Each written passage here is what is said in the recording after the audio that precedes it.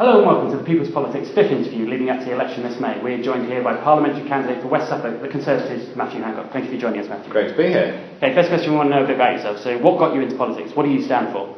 Well, I came into politics because I grew up in my family's small business, a software business, computer software. They wrote that program so that when you type your postcode into the internet, it brings up your address, and we did that. And then in the early 90s, the business nearly went bust because of the overall recession and because a client couldn't pay their bills on time. And the business was fundamentally sound, but it nearly went bust. And that made me question not just how you run a business, but the wider economy. And why do problems outside of your control nearly put you out of business? We would have been out of a house. 20 other people we employed would have lost their jobs. And so it affected me a lot. And I started asking those questions, and then I went and worked as an economist, and I realised that the big decisions are made rightly by people who are elected. Okay, so here I am. Yeah. Right, so what do you believe the effects of the long-term economic plan will be to the people of this country? Well, ultimately, I think that the long-term economic plan, as it's called, is vital to get us to being one of the most prosperous countries in the world. And I think that is achievable over a generation. It won't be quick. We've got some long-term entrenched problems in Britain. Can I just ask, did the plan, did it ever envisage 1 million people having to use food banks? Was that a necessary evil, or is it something that just wasn't expected and has come about because of, Trust with Trust say it's to do with benefit sanctions. Was that expected, or...? Well, that's not quite right, actually, because the million figure, I think they've yesterday clarified and said that it's much less than that. There's still a lot of people having to use food banks, and Trust have said it's a lot of them to do with benefit sanctions that are part of the long-term economic plan. Are these just stuff that has to go by in times of recession, or...? Well, it is undoubtedly true that getting the country's books in order involves taking tough decisions. But I think we can now see some of the consequences of that. We're here in Newmarket. In Newmarket, youth unemployment is down by 60% since the election. Across the country as a whole, it's down by almost half. And there's 2 million more jobs. There's more people in work than ever before. And it is those sorts of positive developments that are ultimately going to lead to the more prosperous country that everybody wants to see. So, let me look at it another way. It's undoubtedly been true that dealing with the country's debts is a difficult task, but we're starting to see it pay off. And the news was released last week that in Haverhill, only 15 miles from here, where there is a food bank, use has fallen by more than a third in the last year. And that shows that things are starting to turn around. And in a sense, it underlines the point that these decisions have been difficult. It's been tough for the country, but we're now moving in the right direction, and I don't want to put that all at risk. Okay, so it's cutting the deficit at all costs kind of thing. It's turning the country round at all costs. Yeah, but is cutting the deficit vital to this country? Even if it means more benefit sanctions, more people sometimes going hungry. Is it that for the greater good, or...? No, I don't. I just don't think that it's one or the other. Okay. And we've been able, for instance, to make sure we protect the most vulnerable whilst dealing with the deficit. For instance, we've increased the amount that the most disabled people get in their disability support. And crucially, you get, what is the best way to get out of poverty? It's to have a job. It's to work. And that also not only provides cash, but also the self-reliance, the dignity, the human spirit that comes with the purpose in life. And so I just don't think it's an either or. We've got to do it in a way that supports people as much as possible. But do we have to do it? Of course we do, because otherwise, firstly, the economy is more at risk of the sorts of crash that we saw. And secondly, you end up paying more on debt interest, money that could be better spent on hospitals or leaving in people's pockets by having lower taxes. All right, Conservatives set out that straight away if they get into the next Parliament in government, they want to make £12 billion worth of welfare cuts. Okay, can you clarify today where those cuts are going to be hitting? Who is going to be hit by them? Is it disabled benefits, child benefits, tax credits? Who is going to be affected by these huge cuts? Well, the first thing that we've said is that we will freeze working age benefits.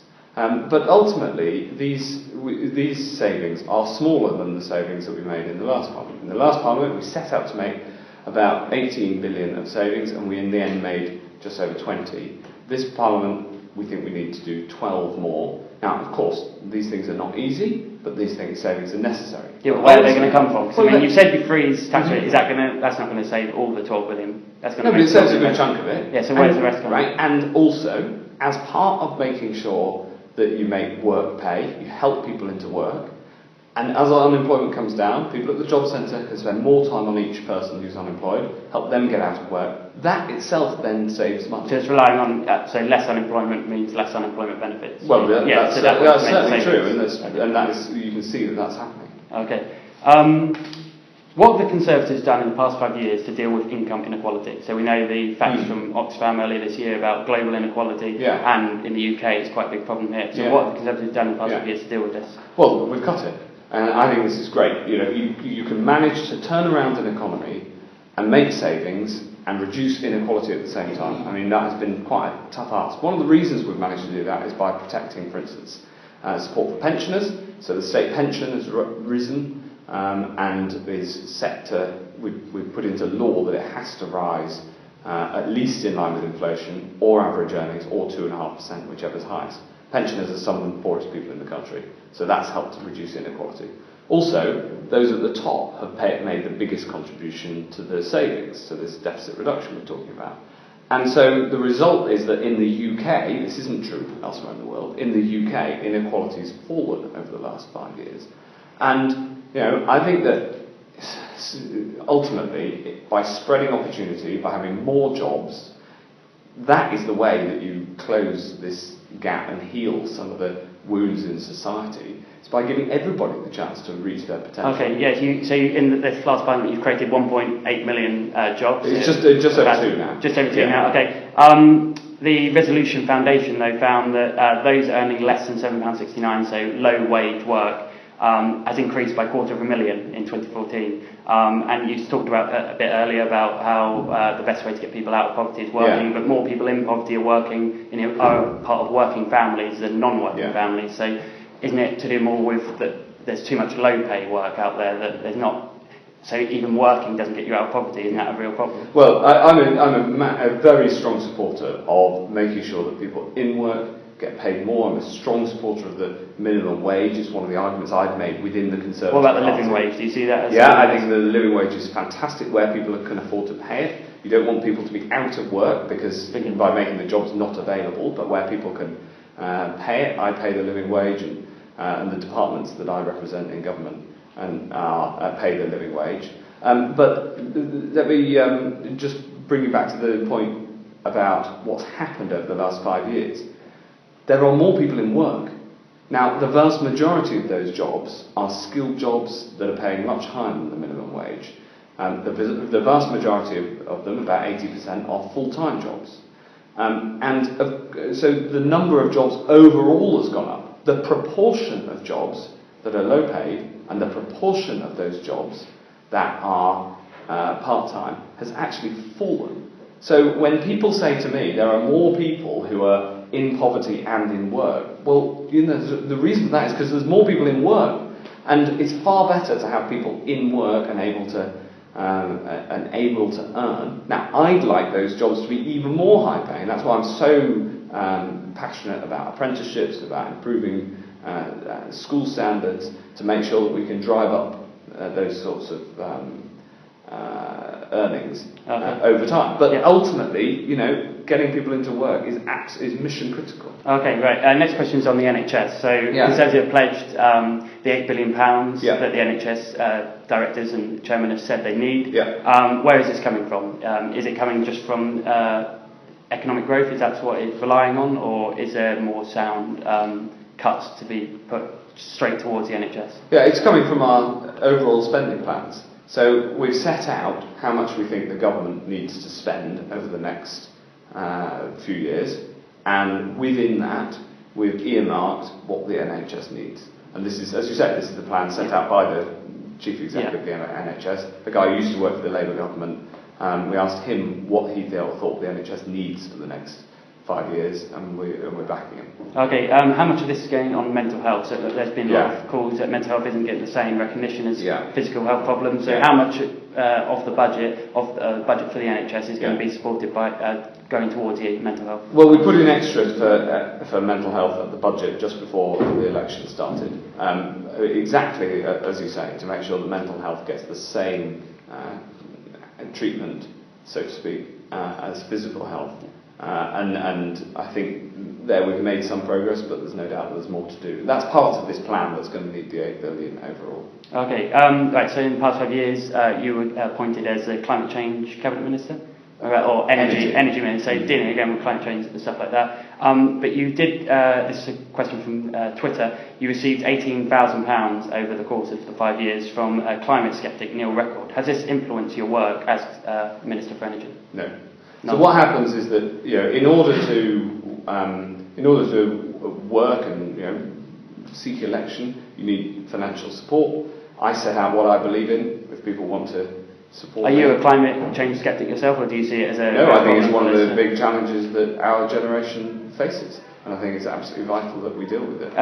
Conservatives, as I'm sure you are as well, have supported fracking. Do you not see this as not helping with the fight against climate change? No, on the contrary. So the Committee on Climate Change looked into this, and they said that because gas that comes from domestic sources doesn't have to be transported, it actually leads to lower overall carbon emissions.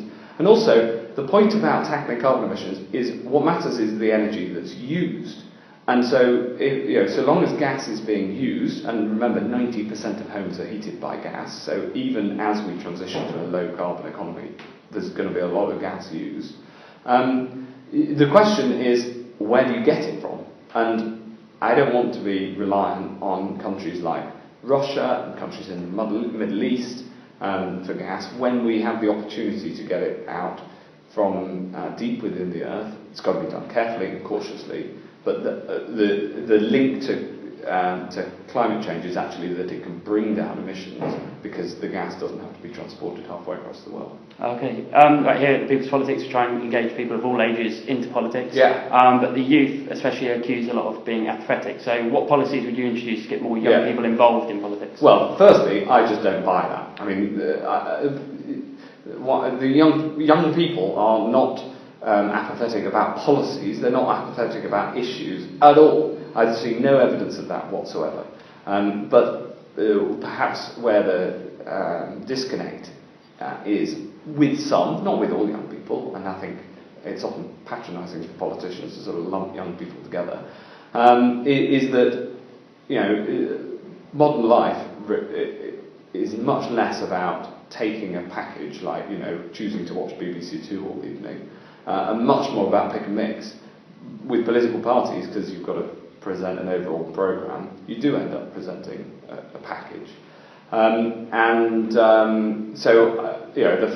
the first thing is the language we use. We need to make sure that it's engaging, and doing interviews like this. Okay. I hope. Yeah, well, hopefully as well. Right, earlier this year, I think, or at least a few months ago, there was a vote on Parliament about an amendment to the Official Secrets Act. Right. Now, Labour claimed, Conservatives, Zach Goldsmith put it forward, claimed that it would protect whistleblowers for child abuse, exploitation kind of thing. But you voted against this amendment. Do you not see this as conflicting moral issues to protect potentially child abusers? No, the amendment wasn't going to work the way that it was drafted. It was the analysis of the lawyers was that it would have been counterproductive, and we have. I very strongly support action to get to the bottom of all. So what can be done then? Amendments to this Official Secrets Act to help protect whistleblowers. The protection for whistleblowers is there and was made clear by the Home Secretary, the Prime Minister, and others. So the amendment would have been counterproductive.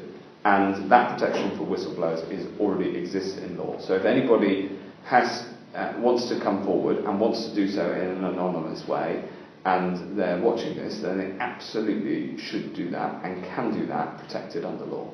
Okay. This is part of the, from Facebook. We've got a question similar to this, but more generally. Okay. So obviously, voting on party lines. Yeah. Now you as a minister, so you're in front bench. So voting against party line is taken for granted, kind of thing. Do you not? Do you sometimes see that some politicians, I'm not accusing you, but you may see it as yourself, putting their career above, say, moral issues and stuff like that? That you think that it should be more free votes? So it's a good question. Because there's always a balance. There are things that are always free votes, and quite rightly, and then there's other things that are always going to be party votes, like on the budget and making sure the government can function. And there's a balance as to where that line is drawn. I'm a strong supporter of the direction that the government's been taking, so for me it hasn't actually been much of a problem. Where there have been difficulties, the best way is to try to make your case in whatever way you can. When you're a government minister, you are the face of government, and also you sign up to one. You totally focus on one area. In my case, business and energy. But because of that, that absorbs so much of your time. You follow what your colleagues, the judgments of your colleagues in other areas. So, in a way, that is how government operates. It has to, because it's such a big beast. Okay, so in May, all the polls are saying that there's not going to be any majority. It's going to be a hung parliament. So, without saying what I kind of expect you to say, that you're heading for a majority. Yes. What would the Conservatives, or would you personally be happy for the Conservatives to say make a deal with people like UKIP to stay in government? Well, I don't think that's on the cards. I don't think they're going to get many seats at all. And as you say, we are going. What about the DUP? Would that be? Are you seeing? Well, look, I know you're heading for a majority, but do you see that? Of course, we're going for a majority, and we don't get into this conversation. But you say that you accuse Labour, then you want them to rule out SMBs. So you're ruling out then a deal with DUP. No, but they can't form a majority. We only need to win 23 seats across the country. Yeah, but all the polls are saying there's going to be a hung parliament, so you can't just say Labour, you've got to rule out this. So you're not going to rule out a DUP. I'm not going to. Firstly, it's not my place to rule anything in or out, because these are decisions for people who are much more senior than me. But 23 seats, and Okay, so I go around the country, and we've got lots of optimistic candidates who are expecting to win their seats. Okay, right. Finally, then, what would a vote for you, a vote for the Conservatives, mean? So a vote for me personally, here locally, means you get a strong local representative who's worked incredibly hard to make sure that I represent all of my constituents, no matter how they vote, to support West Suffolk. But also, if you vote for me, then you're voting for somebody who will support the plan to turn around this country, to make sure we keep moving on the right track, so we have a more prosperous future where we can support the most vulnerable, support our public services, because we also support those who are generating jobs, generating wealth, and make sure the whole country can be more cohesive, more economically successful, and a stronger society because of it.